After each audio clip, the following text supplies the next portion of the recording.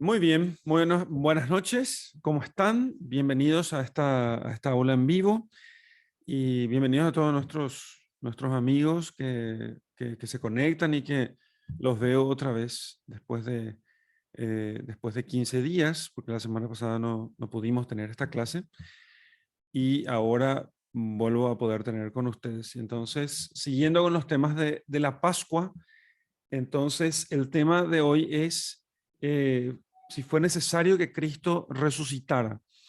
Y vamos a tomar para ello, vamos a comentar un artículo de la Suma de Teología de Santo Tomás de Aquino, que es la, la cuestión 53, un artículo de la cuestión 53 de la tercera parte, ¿sí? Entonces, si quieren buscarlo, si quieren verlo después, pueden verlo. Tengo en esta versión que se puede encontrar fácil, que es una versión toda hecha en castellano de la Suma de Teología de Tomás de Aquino, de la Biblioteca de Autores Cristianos.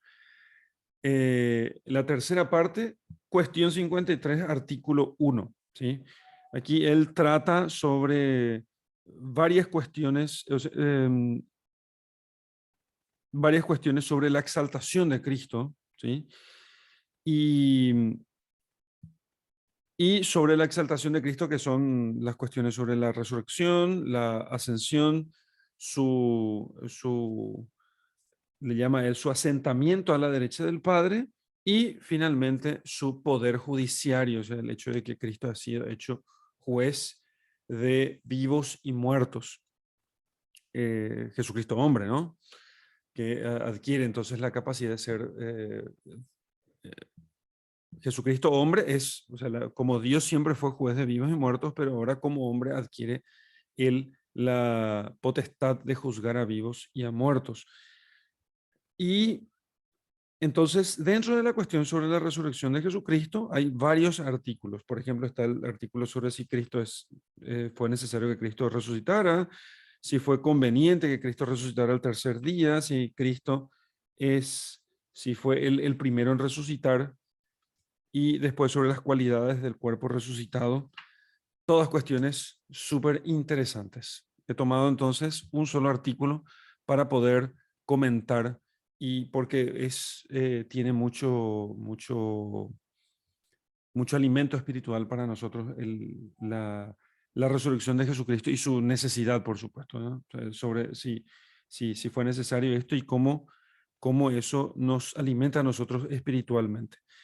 Como nosotros no entendemos, no comprendemos muy bien y se medita poco sobre la resurrección de Jesucristo, por eso sucede, por ejemplo, entre otros lugares, también en Paraguay pasa un poco esto, que la Cuaresma y la Semana Santa, toda la pasión y la muerte de Jesucristo son muy bien aprovechados por la gente, y son tiempos donde la gente tiene mucha devoción y mucho fervor, ¿entienden? Mucha devoción y muchísimo fervor.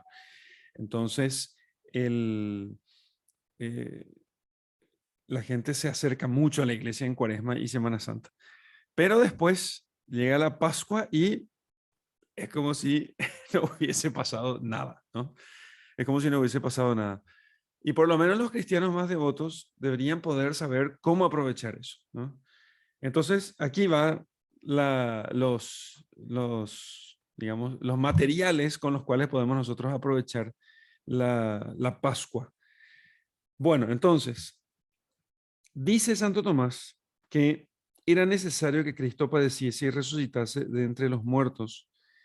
De hecho, citando al evangelista San Lucas en el capítulo 24, versículo 46, era necesario que Cristo padeciese, o sea, que sufriera su pasión, y era necesario que Cristo resucitara de entre los muertos. Y entonces dice, y citando a San Lucas en su evangelio, entonces después comienza a dar en la solución, porque en la solución eh, a la pregunta, en la solución de la pregunta dice que fue necesario que Cristo resucitara por 5 motivos. Hay 5 motivos que nos da Santo Tomás para su resurrección, para la resurrección de Jesucristo, ¿no? y dice que la primera es por 5 motivos. Primero es por recomendación de la justicia divina, ¿sí? Que es la encargada de exaltar a los que se humillan por Dios. Primero es por justicia, fue necesario que Cristo resucitara, porque había sido Jesucristo tan humillado, tan grande fue la humillación de Jesucristo por amor de Dios, ¿eh? No fue cualquier humillación, fue una humillación por amor de Dios, por cumplir la voluntad del Padre, por hacer lo que su Padre le pedía, por poner a la gloria de Dios en primer lugar, que Dios se había obligado a sí mismo, Dios se obligó a sí mismo, que aquellos que se humillaran por amor del Padre, por amor suyo, serían entonces exaltados. Y Dios cumple con sus promesas. Dios es justo, por eso cuando dice, por ejemplo, en el Magnífica de la Santísima Virgen, Dios derribó a los poderosos de su trono y exaltó a los humildes. Entonces, al haberse humillado Cristo hasta la muerte de cruz, por caridad y por obediencia a Dios, o sea, por amor a Dios, al Padre, y por obediencia al Padre, era necesario que fuera exaltado por Dios hasta la resurrección gloriosa. Entonces, eh, y Dios fue justo así con Jesucristo al cumplir con él su promesa. Dice en el Salmo 138 también, tú conociste, aprobaste mi sentarme, es decir, mi humillación y mi pasión y mi resurrección. Conociste mi sentarme, ¿sí? Y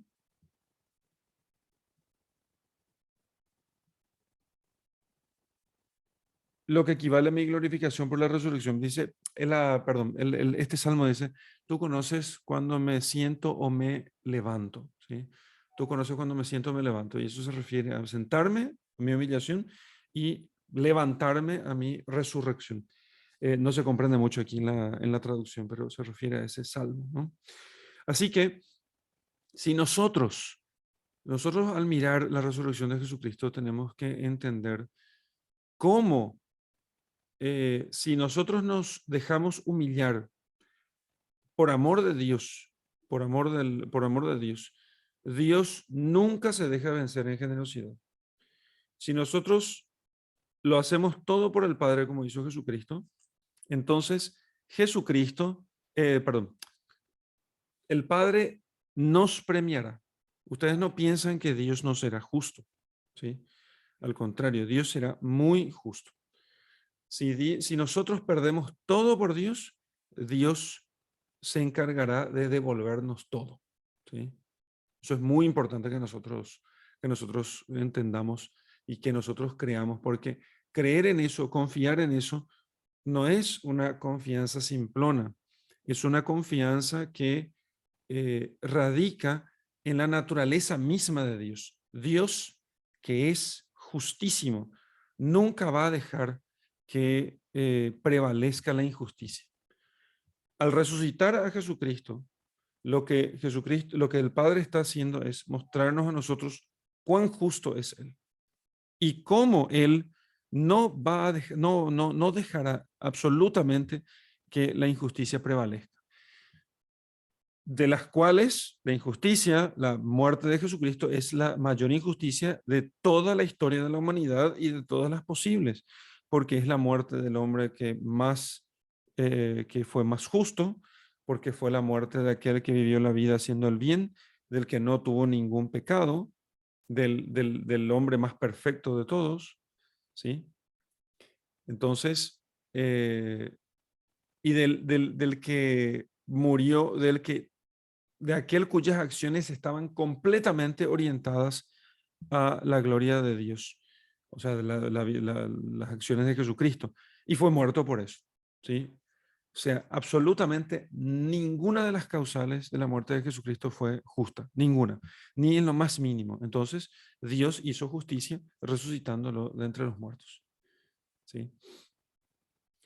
Eso es lo primero, por justicia, ¿sí? Lo segundo,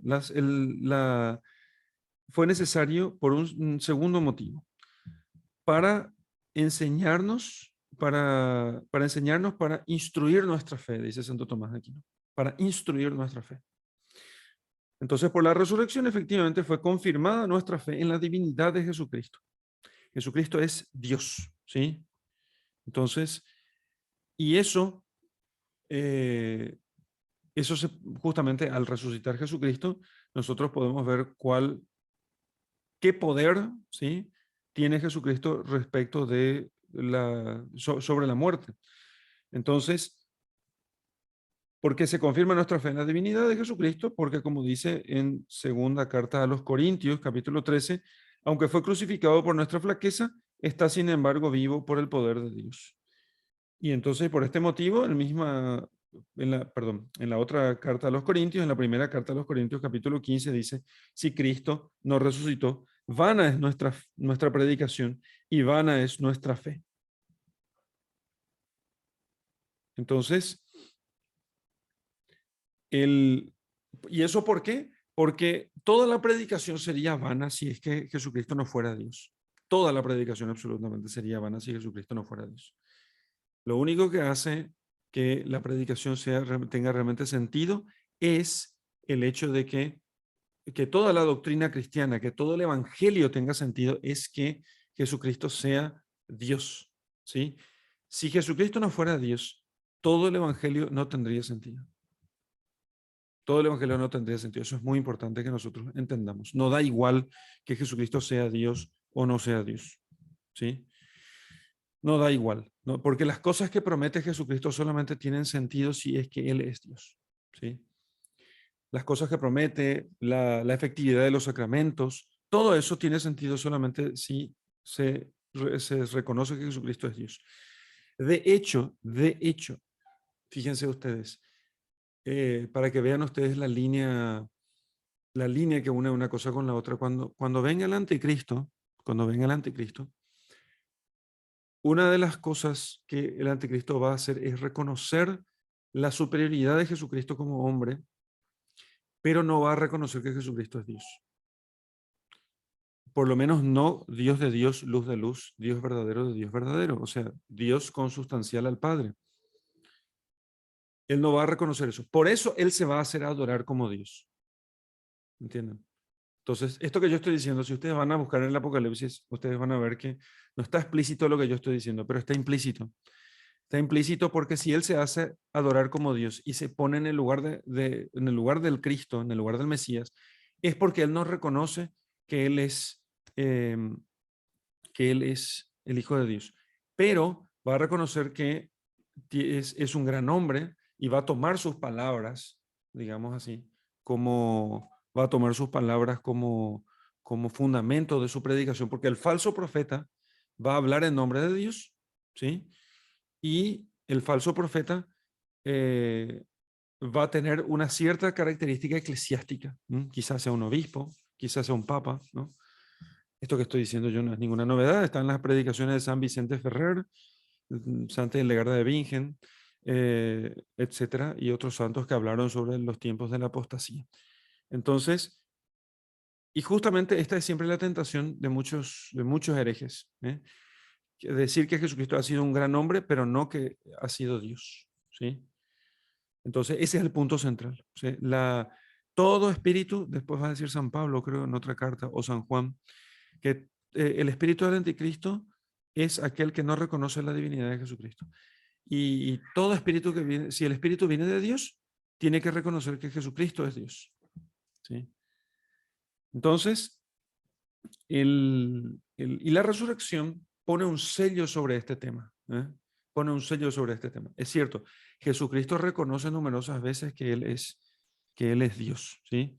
La última final es cuando Él reconoce delante del Sanedrín y entonces el sumo sacerdote se rasga las vestiduras. Se rasga justamente porque el sumo sacerdote entendió que Jesucristo estaba diciendo, se estaba igualando al Padre, ¿eh? Eh, entonces, pero Jesucristo siempre supo que era Dios. Siempre supo que era Dios. No vayan a ustedes creer que Jesucristo en algún momento no sabía que era Dios. Hay algunos que enseñan, lamentablemente tengo que decir, que enseñan que Jesucristo hubo un momento que no sabía que era Dios. Y eso no es cierto, eso es falsísimo. Eso sería un problema en el tema del conocimiento de Jesucristo. Y Jesucristo siempre supo que era Dios, ¿sí? Siempre supo que era Dios. Si no supiese en algún momento que era Dios, entonces no habría la unión, lo que se llama, los teólogos llaman la unión hipostática, o sea, la unión de la naturaleza divina y la naturaleza humana en la persona del Verbo eterno. Eso es así, ¿sí? Algunos teólogos, lamentablemente, y dentro de la iglesia, enseñan que Jesucristo no sabía que era Dios y que fue descubriendo que era Dios. Incluso algunos, por desconocimiento de las escrituras, llegan a decir que Jesucristo descubrió que era Dios cuando resucitó, tipo, ups, mira, un poco resucité, había sido soy Dios. Es increíble, ¿no? Que tengamos que escuchar semejante cosa, ¿no? Y yo sé que muchos de ustedes quizás no piensen así, pero en los círculos teológicos se habla de estas cosas. Y los fieles, los simples fieles, no escuchan estas barbaridades porque también en las facultades de teología, por increíble que parezca, me consta el testimonio, dicen, no hay que enseñar estas cosas a los fieles porque para no escandalizarlos. Dejar nomás que los fieles crean lo que, o sea, dejarle que los fieles sigan creyendo lo que la iglesia creyó siempre, ¿entienden? Entonces, en esos círculos teológicos se dice que es Jesucristo tipo que no sabía que era Dios y cosas por el estilo, imagínense ustedes, qué barbaridad, ¿no? Entonces, no, eso no es así. Bueno, sigo. Tercera cuestión, tercer motivo por el cual era necesario que Cristo resucitara. Para levantar nuestra esperanza. Porque al ver que Cristo resucita, siendo Él nuestra cabeza, esperamos que también nosotros resucitaremos. Es para llenarnos de esperanza, ¿entienden? Porque si nosotros vemos que Jesucristo, habiendo sido fiel hasta el final, ha sido resucitado por Jesucristo, por Dios, por el Padre, ha sido resucitado por Dios, resucitó Él de entre los muertos, entonces nosotros también nos llenaremos de esperanza. No tendremos nosotros problemas en enfrentar incluso la muerte por amor de Dios. ¿Sí? Entonces, cuando visito enfermos, sobre todo los enfermos terminales, hoy mismo fui a visitar a un enfermo y pregunté a los médicos, bueno, ¿cuál es su esperanza de vida? Y me dijeron, muy poca, ¿no? Muy poca. Bueno, fantástico. Entonces yo entro y le digo, bueno, flaco, puede que no salgas de esta. Puede que de esta no salgas. Pero entendeme una cosa, ¿eh? Nuestra vida no es solamente esta vida, ¿sí? Nuestra existencia no es solamente la existencia, la primera fase. Piensen ustedes, nuestra vida nuestra existencia humana tiene tres fases, tres capítulos. El primer capítulo es este capítulo que nosotros vivimos ahora. El segundo capítulo es un capítulo en el que el alma está separada del cuerpo. Y el tercero es después de la resurrección, ¿sí? Y ese es para siempre, ¿no? El segundo capítulo es temporal. El primer capítulo es recontratemporal, ¿eh? El tercer capítulo, en cambio, es eterno. Es perpetuo, podríamos decir. Decimos eterno, acostumbrados por la fuerza del uso del lenguaje, pero se dice perpetuo. Eterno es el que no tiene ni principio ni fin. Ese capítulo tiene principio, pero no tiene fin. Pero nosotros participaremos de la eternidad de Dios. Y ese tercer capítulo va a ser para todos, no vayan a pensar que va a ser solamente para los elegidos, para los que se salvan, va a ser para todos. Lo que pasa es que ese tercer capítulo va a ser en la gloria eterna o en el infierno, ¿sí?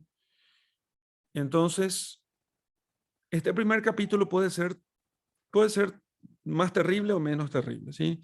Puede ser más doloroso o menos doloroso y termina para todos nosotros con la muerte, como también sucedió con el Hijo de Dios hecho hombre. Pero no hay que temer perder la vida, ¿sí? Lo que hay que temer es perder la vida sin fe, o sea, no unido a Dios, separado de Dios. Eso hay que temer, ¿sí? Hay que temer perder la vida separados de Dios. Hay que temer perder la vida no siendo fieles a Dios hasta el final. Hay que temer perder la vida así, ¿entienden? Eso es. Hay que temer perder la vida y que no valga la pena haber vivido.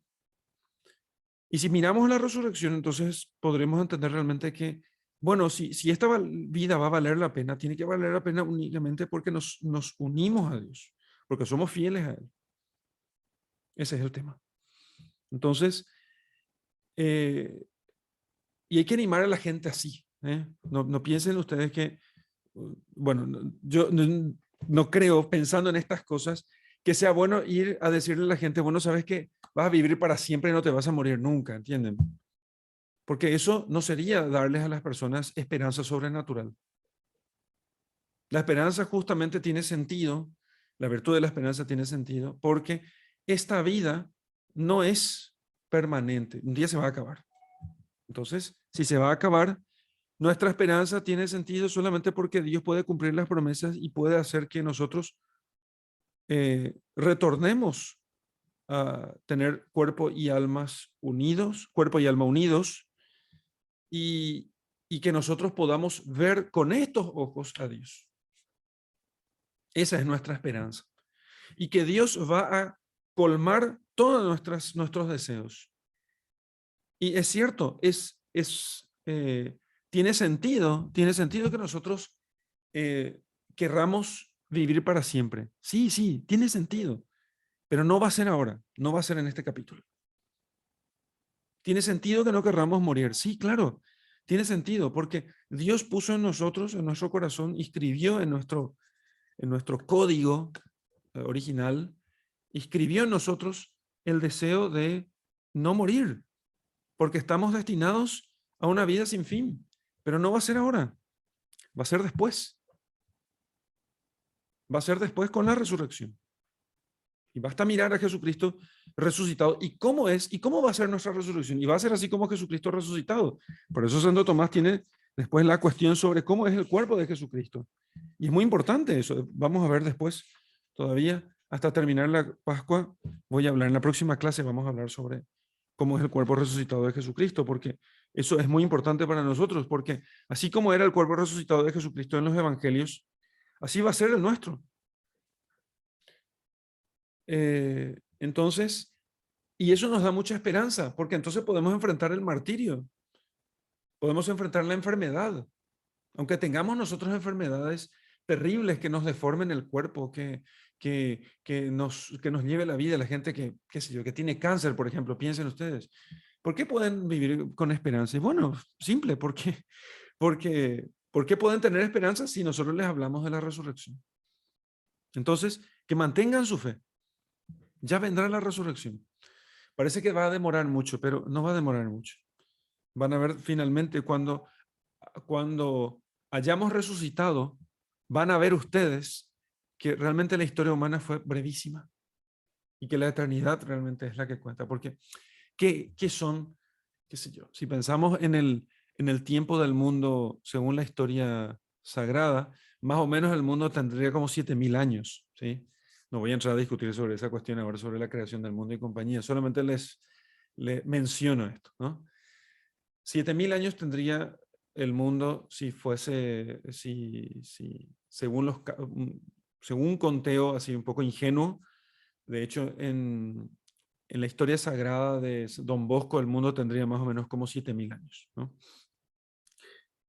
Eh, pero aunque el mundo tuviese los millones de años que tienen, según las teorías más modernas, unos cuantos millones, y si pensáramos desde el Big Bang, que son, no me acuerdo, nunca me acuerdo de la cifra, aunque me gusta mucho el estudio de la astronomía, pero la cifra del Big Bang nunca me acuerdo.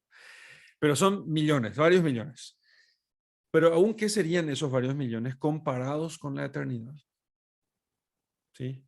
Pasaría toda la eternidad y los millones al principio parecerían muchos comparados con la eternidad, pero cuando pase la eternidad, que no pasa nunca, por decirlo, los millones serían nada, o sea, serían un piscar de ojos, ¿no? Sí, sí, un piscar, ¿eh? Sería absolutamente nada. Por eso, la resurrección hace que todo lo que podamos nosotros padecer, sufrir, todo lo que nos pueda costar esta vida, el amor a Dios realmente hace que todo eso sea nada. Eso explicaría el valor, la valentía de los mártires. Explicaría todo. ¿Sí? Eso explicaría todo. Cuarto motivo. ¿Sí? Para instrucción de la vida de los fieles, conforme a aquellas palabras de Romanos 6:4. Como Cristo resucitó entre los muertos por medio de la gloria del Padre, así también nosotros vivamos una vida nueva. Cristo, y debajo, continuado en el versículo 9 y 11, dice, Cristo al resucitar entre los muertos ya no muere. Así, pensad que también vosotros estáis muertos al pecado, pero vivos para Dios. Este es un tema que normalmente se repite mucho en la liturgia, ¿sí? Ya que Cristo resucitó entre los muertos, nosotros también vivamos para Dios. Entonces, queda como medio así, medio extraño, porque no comprendemos mucho. Lo que está queriendo decir aquí San Pablo en su carta a los Romanos, y es que Cristo nos da el ejemplo no solamente de lo que será nuestra vida futura cuando resucitemos. Si hubiera sido solamente eso, bastaría que Cristo resucitara también al final de los tiempos. Estoy diciendo una barbaridad, pero quiero poner el contraste. Pero Cristo resucita ya enseguida, al tercer día. ¿eh? Cristo resucita enseguida para que los apóstoles ya vean a Cristo resucitado y para que ellos ya no solamente quieran, deseen la resurrección que un día les tocará a ellos al final de los tiempos, ¿sí? Luego del juicio de las naciones, eh, luego del anticristo, perdón, sino que ya vivamos hoy nosotros como resucitados. Porque si nosotros queremos mucho algo, nosotros ya vivimos actualmente como si ya tuviéramos aquello. ¿Entienden? Entonces, si yo quiero mucho algo, yo ya me preparo desde ahora para poder vivir aquello, para poder vivir conforme a aquello que yo estoy esperando. ¿Sí? Entonces, no sería cierto si yo dijese, mira, yo quiero ir a la universidad, quiero, eh, eh, quiero ser un buen estudiante universitario y terminar la carrera enseguida, y durante la secundaria soy un mal estudiante, no entrego las tareas, no tengo malas notas. ¿Por qué? Porque eso puede no solamente por las notas perjudicar mi entrada a la universidad, sino además voy a adquirir vicios, no voy a adquirir hábitos necesarios para la vida universitaria. ¿Entienden? Entonces, querer ir a la universidad y ser un mal estudiante eh, es, es contrario, ¿sí? Se contrarían las dos cosas y hace que nosotros no estemos preparados finalmente para ir a la universidad. Al final se terminaría siendo un fracaso, ¿no?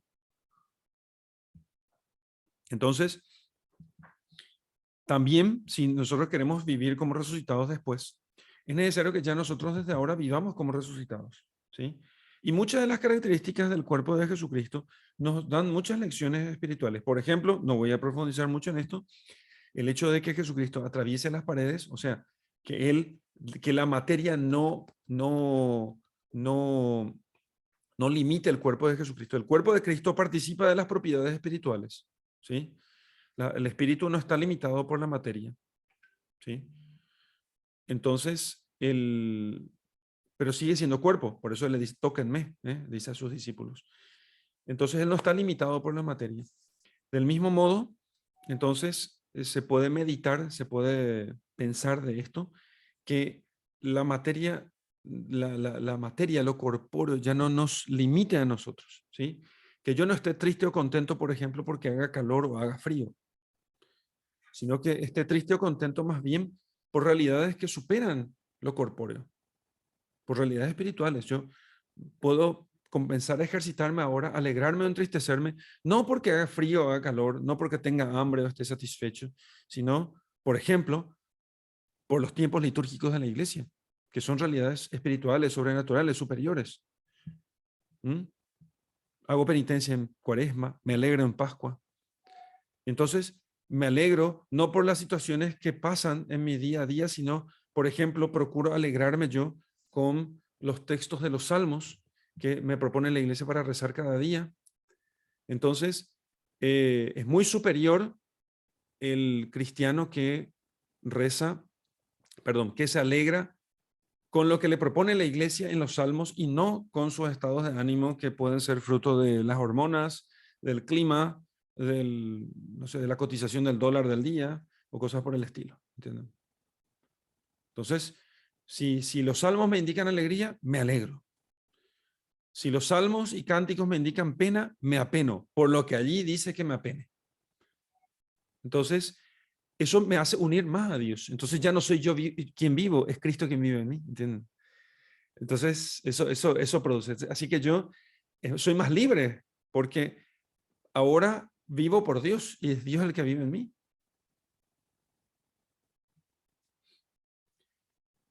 Entonces, por ejemplo, eso. Así que vivimos ya nosotros como resucitados. Vivimos, eso es un ejemplo sobre pensando una característica del cuerpo de Cristo resucitado. Vivimos ya como resucitados, vivimos ya muertos para el mundo y vivos para Dios, ¿sí? Muertos al pecado y vivos para Dios. Ya nada afecta a Jesucristo. Eso explica el valor y la valentía de los mártires. Eso explica el valor y la valentía de los mártires.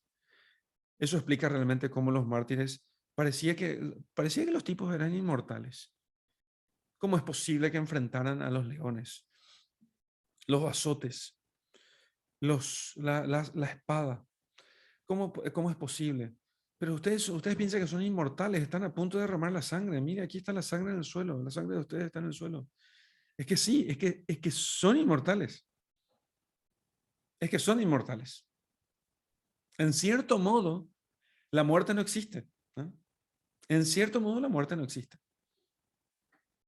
La muerte, si nuestra vida, nuestra existencia fuera puramente animal, en el sentido de los animales, ¿no? Fuera puramente material, podríamos decir, entonces la muerte existiría, pero nosotros somos eternos, ¿sí? La muerte no existe, en cierto modo podemos decir. Entonces, vivamos nosotros muertos ya al pecado y resucitados en Jesucristo, con la esperanza de los que esperan estos bienes eternos. Quinto motivo por el cual es necesario que Cristo resucite. Para complemento de nuestra salvación, dice Santo Tomás. Porque así como por este motivo soportó los males muriendo para librarnos de ellos, así también fue glorificado resucitando para llevarnos los bienes. Entonces, vuelvo a decirlo.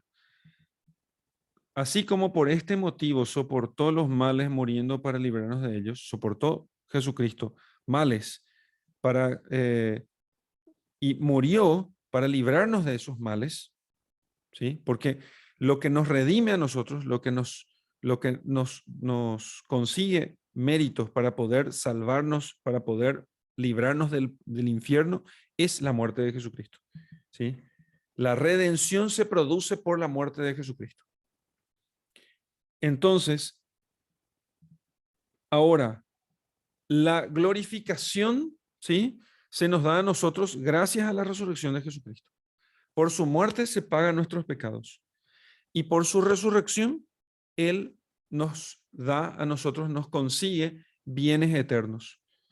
Fue entregado por nuestros pecados y resucitó para nuestra justificación, dice San Pablo a los Romanos capítulo 4, versículo 25. Por nuestros pecados fue entregado y resucitó por nuestra justificación. Así que